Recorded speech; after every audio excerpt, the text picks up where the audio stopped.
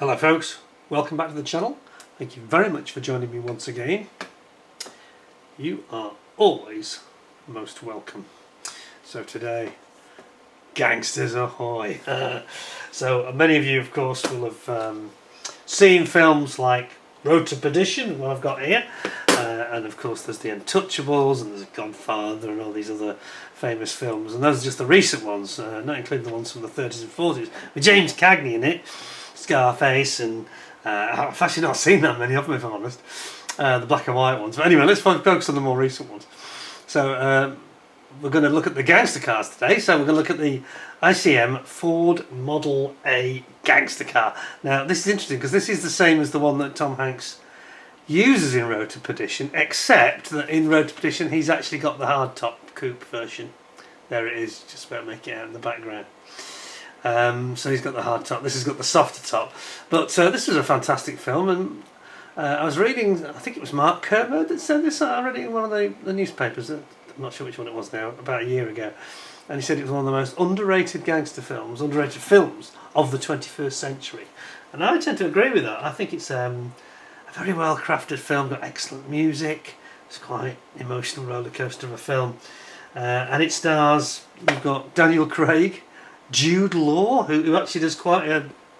Jude Law, I've never forgiven him for Enemy at the Gates. Any of you that's seen Enemy at the Gates, his sort of characterisation is good, but he didn't do a Russian accent, and it made it seem completely absurd when you had Joseph Fiennes doing this perfect Russian accent, and he was talking with a Cockney accent. It's just ridiculous. So I always sort of put me off Jude Law, but in this he's actually really good, and he does do an American accent really well. So maybe he just didn't want to do a Russian accent. I don't know. He can be a good actor when if he invests in it, and sometimes he doesn't, and that's the problem. But he's good in this, in fairness. And then you've got Paul Newman, who always gives good value, and of course Tom Hanks, who gives a brilliant performance. Not to mention the young lad whose name never gets credit he deserves. He plays his son. Oh, Stanley Tucci's in it as well. Yeah, I like him. He's good. I can't actually read it because I've got the wrong glasses. They've gone white on white with the printing. That's sensible. Anyway, it's the young guy that plays his son, the one that survives. And spoil that. It's a great film if you haven't seen it. It's quite emotional. It's dark. It's very dark. It's a proper dark film. It's darker even than the Untouchables is, really. So I recommend that to you. Anyway, we'll get on with the model review because that's what you really came to talk about, or the movie. So, latest from ICM then in the Ukraine, just arrived, hot off the courier's sweaty hands, and it is a bit sweaty generally here. Tell you what, I know that some of you in Europe are having it much worse than we are in the UK, so I understand that you'll be saying that's nothing. Well, we had 30 degrees here yesterday, and we were one of the coolest places in Europe, I think. Today as I film it, it's actually the 1st of July now as I film this, and it has cooled down quite a lot. We've got this northerly breeze now, but I know that a lot of you in Europe are still really suffering. There's these pictures from Portugal of this rolling cloud coming in off the sea. It looked really scary, all went black, some really weird weather going on. But anyway, so I've actually got a fan on in the background. It's the John Lewis fan, which is very low noise. I don't think you might just about make it out. I've got it on very low just to give me a little bit of air because it's a bit warm. Anyway, back to ICM. So I know in Central Europe it's been absolutely roasting, and I was watching the Swiss. There was a classic car, I think it was Bonham's, classic car auction, and I think it was in Zurich, and they were all sweltering on Saturday. It was really horrendous. So I do feel for you if you're in the middle of that, because I don't take the heat very well at all. We're lucky actually. We have I'm going off the subject on a tangent here, but we're lucky. We've got an air conditioning unit, just a portable one. You can buy them for about £400, but about 500 now because they're in demand. But I think we paid 400 in the winter for it, and it's got remote control. But the beauty is, it's not a lot of money to spend, and you can use other fans. We've got some big fans and small fans, and we duct it around the house. And we've got a very long landing, so it acts like a wind tunnel. Really, we can then get a venturi of air, like a proper wind tunnel going, and again duct it off into other bedrooms and downstairs. It works quite well. And you need it. I mean, the neighbours think I'm completely bonkers because they've all got their windows open, and mine are all tightly shut because I want to keep the cold air in. We get the house at about 16 degrees which is about half of the temperatures that some of you... I know that some of you down in London, the South East, David Mummery and several others, you've really been suffering the last couple of days, so I feel for you. Anything above about 22 degrees is too much for me. It's too much for me. So I've been living in 16 degree relative cool, so yeah, it's a good job though, because I can't handle it at all. I've never gone abroad to a hotter country than the UK during the summer. If I go somewhere like Spain or Portugal or Italy, we always go spring or autumn, never in the summer. But anyway, digressing, back to, let's talk about Ukraine. So we've got our new ICM, kit number 24052, because it's, of course, it's a 24 scale kit. So quite large. We did see another variant of this before, but look at this. Look, leaning against the Gangster car, the Ford Model A, we've got the Thompson, and it's got the standard magazine, not the... Is that the standard or the drum? I think it's the standard one, not the drum magazine. And then you've got a couple of Brownings on the floor there, I think it is. I think they're 1915 Brownings. And I think there's a drum version possibly, and a bag of loot, a bag of swag, which you've got all your money in it. 2 Thompsons are shown here. Got your Browning. It's Browning, not a Colt, isn't it? I think it's Browning. And then you've got the car here. Now, I should just say, before I go any further and go into the proper review, something that is incredibly important that will make a lot of you quite excited, I think. Don't know if you know or not, but Miniart have brought out, they're actually on the way to the shops as we speak, their new set of Gangsters. Now, let me just check. I'm just going to check something for you. I didn't realise, actually they're not the same scale. Oh, I'm gutted. Here they are, American Gangsters, look. But the 35th scale. The 35th scale, so they won't go with this, unfortunately. So what we need is some gangster characters from ICM. I haven't had time to check if they've got any in the catalogue. I don't think they have. But that's something that they may be looking at later. But you can get these ones from Miniart, which are on the way, 35th scale ones. Look, they've got shooting the Thompson in the air, look. Everybody get down in the bank sort of thing, you know. And then you've got one guy aiming his weapon, you've got another one with the handgun out, and he's got a big bag of loot, bag of cash. Another one with this Thompson rather threateningly just hanging by his side. And this guy actually, by the way, can't really tell, but trust me, he's actually got a BAR, Browning automatic rifle, the big heavy duty, heavy caliber. It's 45 I think, isn't it? Anyway, it fires a lot of big slugs. Very famous, of course, in that opening scene of Save It Private Ryan, where I've forgotten the actor's name now, the one that has the BAR rifle, the one that, he's the guy that survives at the end, isn't he? One of the two that survive. And he has the BAR, so you can see how effective that weapon was when he's blasting away at the German snipers and the machine guns on top of the bluffs on D-Day. In Normandy. Anyway, we digress. So I'm sorry, actually, I didn't realise that they were a different scale. I thought they were the same scale, so it's a little bit disappointing. Anyway, we won't worry about that. We'll look at that in the future. Let's have a look at this gangster car and weapons from ICM and see what they have produced here. So it says here, sorry, zooming in too soon. It says here that it's a Ford Model A gangster vehicle, and these were used in the Untouchables film as well, by the way, several of them. The model includes Thompson submachine guns, commonly known at the time as Tommy guns, M1911 Browning pistols, and money bags. The kit features decals that simulate bullet holes on both the car body and the windshield. Oh right, okay, I didn't realise that. Let's go back to the picture. So they've actually got decals to enable you to have the bullet hole effects. Oh Lord. Let's have a closer look at this. Yeah, I completely missed that. Look. Oh, look at that. Riddled. So it's taken some fire from a Thompson with the look of it. But the windshield, it looks like, well, I think the driver's had it. If he was driving that, he's a dead man, isn't he? Because they've got them right on target. How many are there? 1, 2, 3, 4 holes, and a couple on the other side. So, yeah, I wouldn't want to be the driver of this particular vehicle. I suspect that they would just be a load of bodies lying around because, frankly, it's been riddled. Amazing. Surprised there isn't blood pouring out of it as well. Anyway, right, let's see what we got then. Let's see what we got. So this is brand new, as I say, it's just come out. Literally arrived today. Completely new item. although the car is a variation of one of their earlier toolings. There we go, I think we're in. Okay. Quite like this because I like these films. I love the Untouchables and I really like Perdition. I think it's got the most wonderful music in it by Thomas Newman as well. Really makes the film. I've actually got the soundtrack. Right. Okay.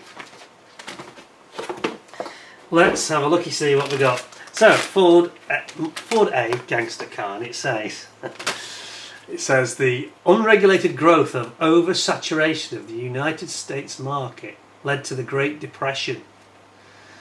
Yeah, basically a few financial institutions went bang and then it caused like a snowball effect. And then this was the Great Depression.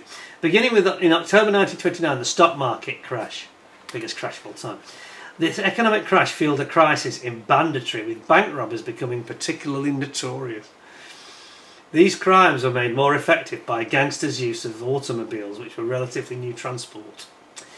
As one analyst observed in the 1920s, cars and good roads have dramatically increased certain types of crime. And we think of Bonnie and Clyde as well, don't we? Although they drove something else, didn't they? A Buick, I think. We now see a kind of automobile bandit who relies entirely on the car, whether he's robbing banks, breaking into homes or mugging pedestrians. God.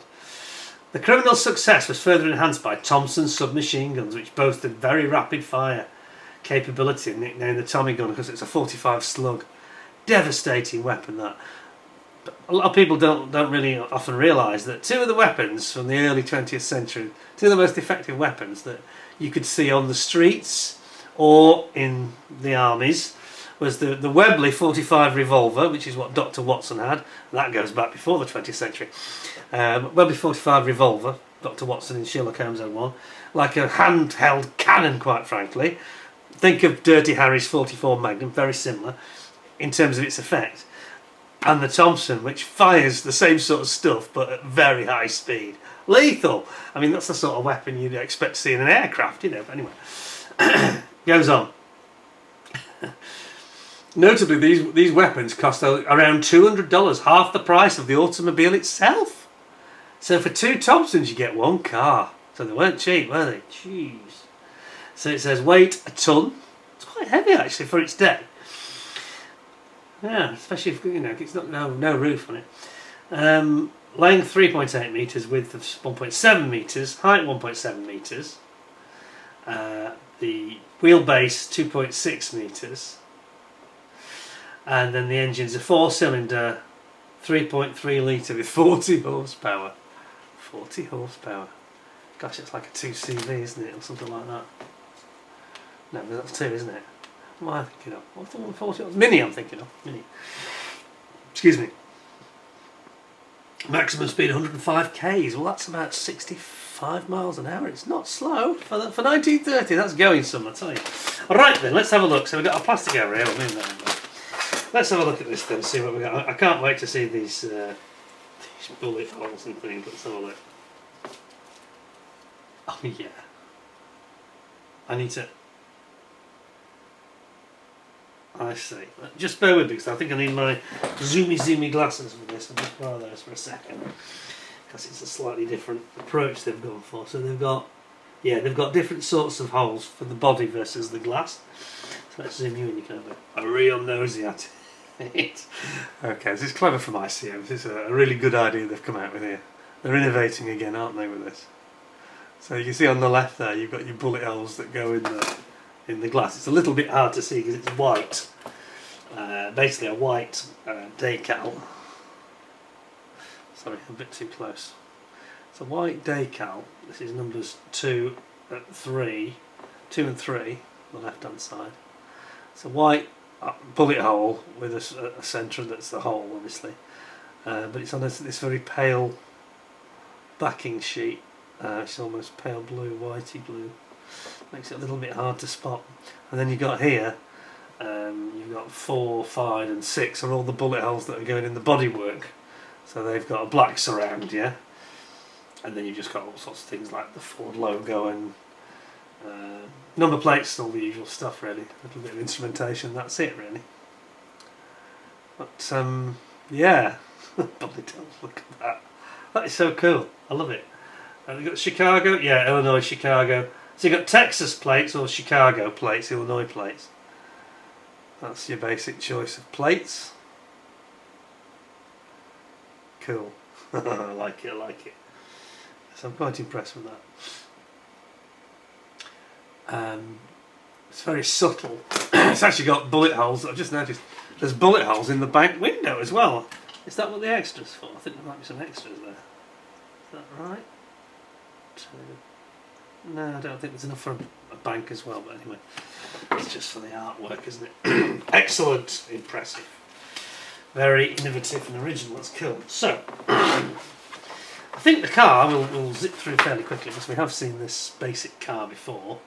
I think it was the Phaeton version, the hardtop version last time. So most of it looks like you're going to use in terms of the sprue tree map. So I just realised I'm blocking my own light here. Let's just not do that because we need the light so you can see what I'm pointing at. There we go. A bit better. Yep, so we're going to have some interesting. I think they're going to be rubber tyres. It looks like it. Quite a lot of bits, and then you've got these extra couple of sprues that are going to have your guns and money bags and pistols on and things. So you start off by building up your ladder rail chassis. Very conventional stuff from the Ford Model A. Yep, so you're basically then build your engine and gearbox. What is it, 3.3 litre into petrol, 40 horsepower. Quite torquey engines though. I think they've got good pulling power, you know. Lots of low down torque. Yep, you're putting all your ancillaries on, cylinder head goes on there, and then you start to put on all the extra bits like the alternator and the fan belts are going in here, and the fan itself just near my thumb. I'll zoom you a bit more for this. There we go. Then we're going to put our prop shaft and the rear differential going in there, leaf springs, live axle, leaf springs, good lord, you know. This is the way things were, of course. But crude, but effective, I suppose. And got to remember, in America they didn't have, not really known for having lots of tight bends and stuff. It's not the norm. Certainly wasn't then, I don't think. And then we've got the exhaust here. And you've got your brake drums going on here. You've got going to fit that exhaust in the rear beam. Sorry, it's the front beam. Sorry, front beam for the suspension there that fixes to the chassis onto the engine. You've got a couple of attachment brackets for your running boards, and then on the other side, same again. Brake disc going on. Sorry, it's brake drum, I should say, not disc. No, definitely drums, unfortunately. Brake drums. Because brake discs didn't really come out until the late 50s, early 60s, did they? And then you're going to put the front ones on as well, and then you're going to have to put the upper fittings of the chassis that mount the actual bodywork, coach work. And you've got here your, what's that, intake pipe, is it? A couple of intake pipes, a couple of strengthening bars, because it's quite crude and fairly rudimentary, this chassis, I've got to say. It doesn't look strong. I wouldn't want to be in a crash you one of these at high speed. 65 mile an hour. No airbag, no thank you. I don't think so. Then we've got our the rear sort of support. Basically like a subframe almost going in there, isn't it? So it's 34. And then here we've got the wheels and the tyres coming in. So wheels and tyres going onto all four corners.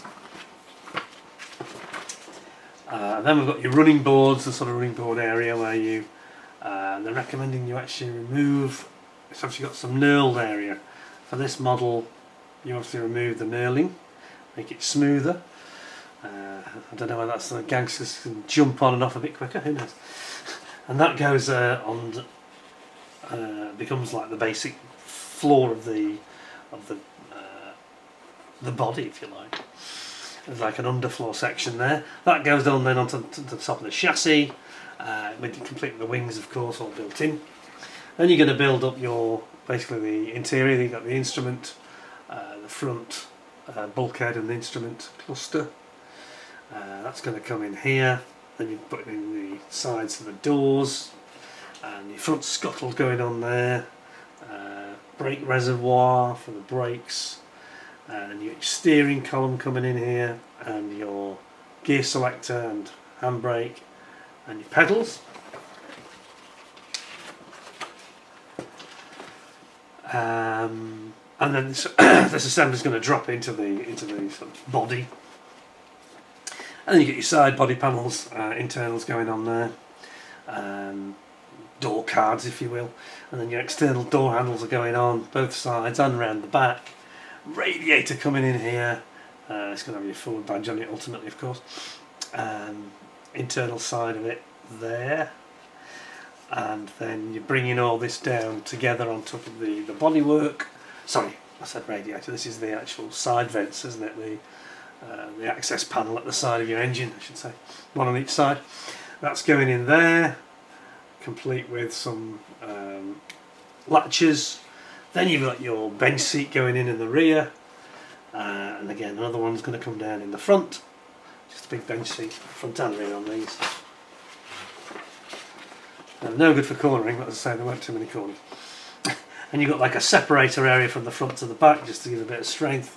And then you've got your main seat squab, the back squabber, so to speak, your bolster cushion going in the back.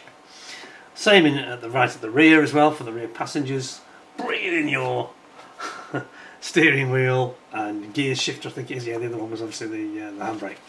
Gear shifter there, and you've got your windscreen wipers, winders, and you've got your windscreen going in with the mirror, front drums, back of the hubs going in, and bringing on the spare wheel at the back, fitting it thus.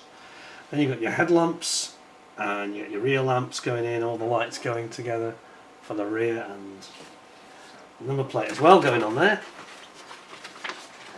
And at the front, same thing again, headlamps, side, they're actually deflectors, aren't they? Not look like mirrors, but they're not. They're actually wind deflectors. And they go on the side. Then you've got your roof coming in, which is only like a canvas roof. It's actually a folding roof. It'll fold back, and you've got your framework coming in here for the inside of the canvas roof. And that's pretty much it. Then your roof goes on, and your gangster car is ready for the next bank robbery. And then there's just this final step here, beyond the normal instructions, where you've got your cash bag, looks like a carpet bag, isn't it? And then your Thompson machine gun. And I was right, there is both magazine versions available in the kit, and both provided as I suggested. As you can see, on the left is the standard straight magazine, and on the right is the rotary drum magazine. And there's a template mask here for your windscreen, outside and inside, and then here we have the finished product. So here's your final gangster car. It's got to choose which plates, and there's some headlines here about some gangland killing that's been going on, newspaper article.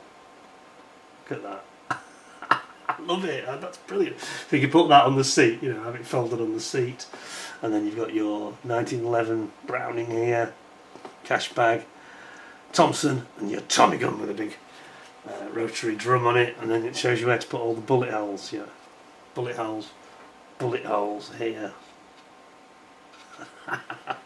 That's funny, isn't it? I like it. ICM are very good at doing this slightly tongue-in-cheek approach to things that makes it a little bit more fun. Right, so that's the instructions. So far so good. Let's have a look at the plastic. So I don't think it's going to be radically different to what we've seen before. I think what really makes it is the the weapons and the cash bags and things, adding that little bit of humour, as I mentioned. So, bear with me 1 second. There we go. One big bag.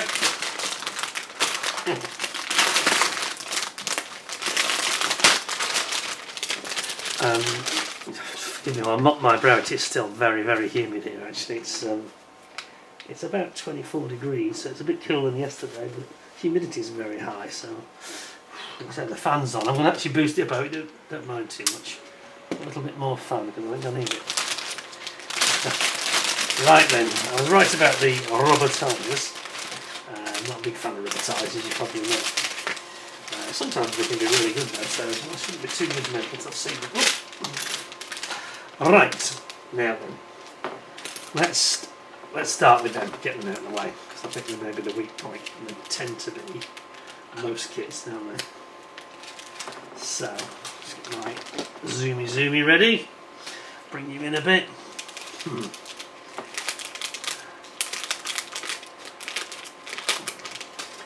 ICM have got some new items being launched for next month, which are due to come in quite soon, probably sooner than normal. Here's our tyres then, so there's obviously going to be 4 of these plus a spare. Let's have a look a little bit closer. See if I can get a good angle on this. They're quite nice. There is a faint seam down the centre. It looks quite... It doesn't look like a seam as in a... Come on, focus, Mr. Camera. What is the matter with you today? Come on. It's not really a false seam, it's just sort of part of the tyre design, really, and they managed to include that into the tyre design, so... I don't know what they were in those days. Whose tyres would they be? Firestone, I'm thinking? Maybe Goodyear? I'm not sure. I'm sure you American modelers will know the answer to that. It's probably Firestone or Goodyear, I suspect.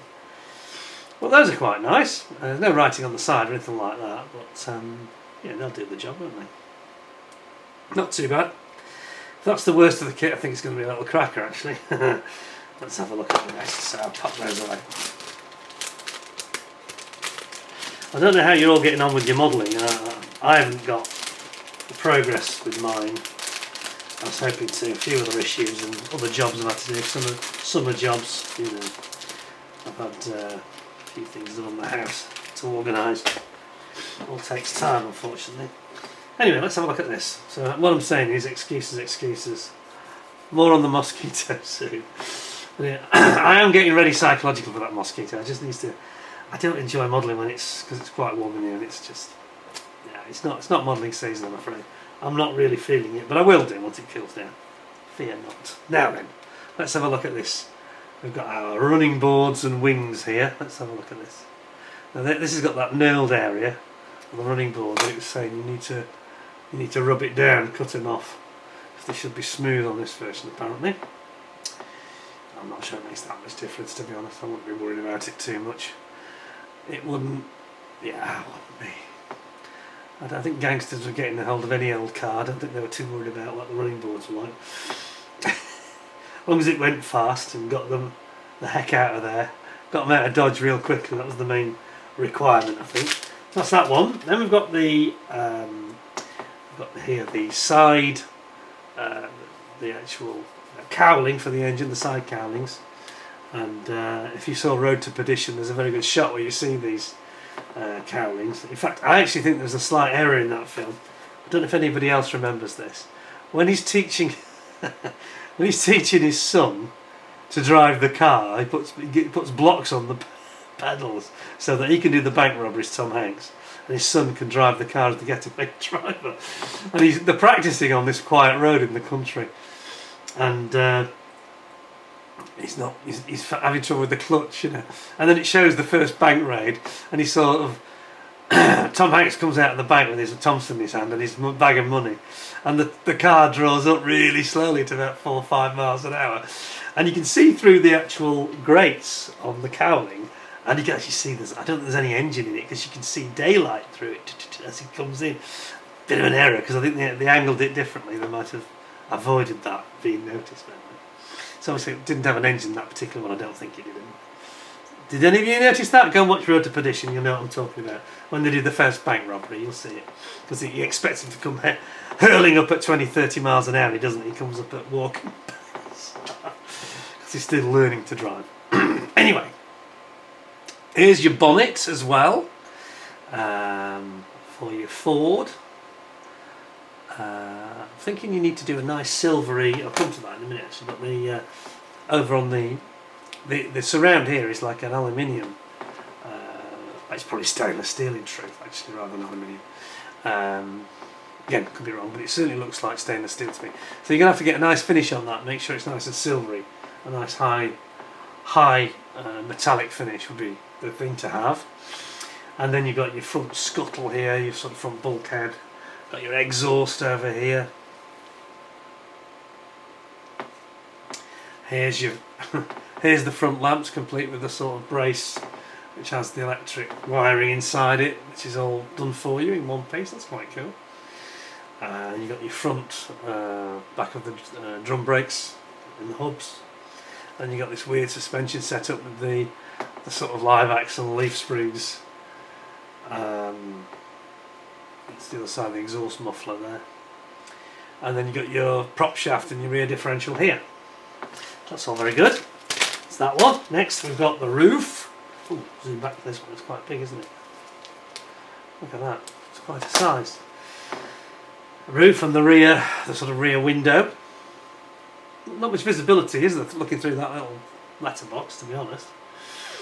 And then you've got, these are the actual hoops for the roof that go and support sort of framework for it. All on one sprue, which is quite cool. And then we have got our wheels. Oh, okay, so they're quite interesting the way they've done this. Yeah, they've got like an outer and an inner. I like the outer. This one is really nice, isn't it? The way they've done that. It's really cool. Nicely moulded. Yeah, there's nothing wrong with that. Beautiful. And again there. Very fine, isn't it? No flash. No nastiness at all. Absolutely super. And there's two of those, so we'll just ignore that second one.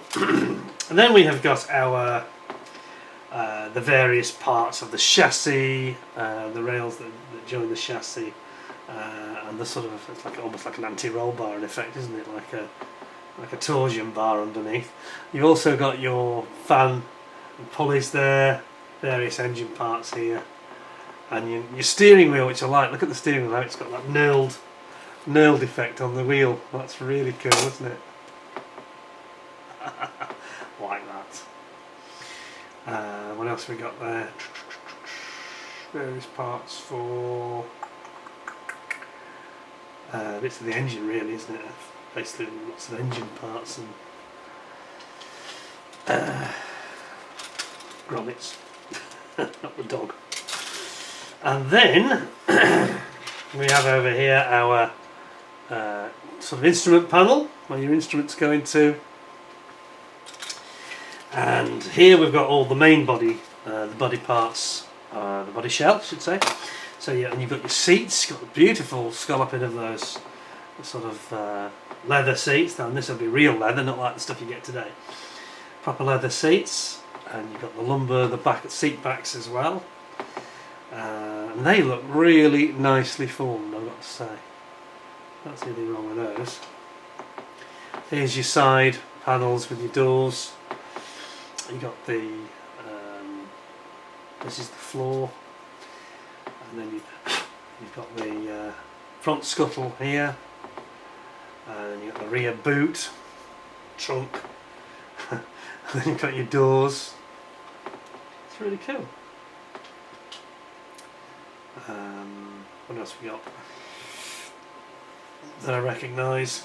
You've got the internals of the doors. Those are the there's the front doors. There's the front doors, and these are the rear doors. Just over the wheel arch here. Well, they've done it nicely, haven't they? They've formed those really well, to be fair. I love the seats. They've done that really cool. Nothing not to like, is there? Really? Absolutely fantastic. Right, so I'm just going to see, put that in there for a second. Now, the bit you've all been waiting for, the weapons and the bags of swag. You got money bags here, yeah, carpet bags, well, leather bags, but carpet bag style, aren't they? Complete with this is the base of the bag here, and then here you've got your Thompson. And you've got the option of the straight magazine or the drum magazine, and your M1911 pistol. You got two of these, so you got two of everything, yeah, like so. And finally, last but not least, the clear parts. So let's face it, are normally really rather good at ICM's kits. I'm thinking, is there any negatives? I think the only negative we might pick on, if you're being very picky, is the rubber tyres, but oh, they've done this beautifully, look at that. That is more than good enough. Tiniest bit of distortion, but really tiny, to be fair. You'll not notice that when it's on the model. These are the deflector windows at the side that they have just behind the front. You know, you see it on the artwork there, don't you? The window deflectors here. Wind deflectors, I should say. And then you got your lenses, the Fresnel lenses for the headlights. And there we have it. Complete the windscreen wiper, by the way, at the top. I think they're a hand wiper, aren't they? I think you have to wipe them by hand. You had a knob and just used to turn the knob back and forth. Ah. Yeah, then we complained about wind-up windows, eh? Nice, nice, nice, isn't it? There's nothing wrong with that. So, I think it's quite a good fun kit. I just need to check. I don't know if I have them to hand, but I've got the ICM catalogue here. If there's any gangsters, I won't look now, but you can check it yourself. But, I've got a feeling that they're maybe saying there were going to be some gangster things coming through. That's what we need, some 24 scale gangsters. So, you know, they could take a leaf out of the Miniart book, couldn't they, really, and just do some similar poses to what they've got, to be honest. So, what do we think then? Let me just scoop this back in its bag. So, go back in with relative ease. The question is, will it go back in the box with relative ease? That's the real challenge.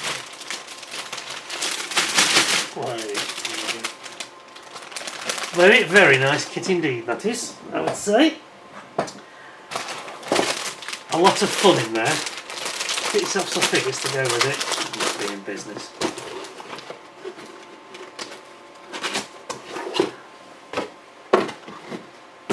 How many marks out of 10 then?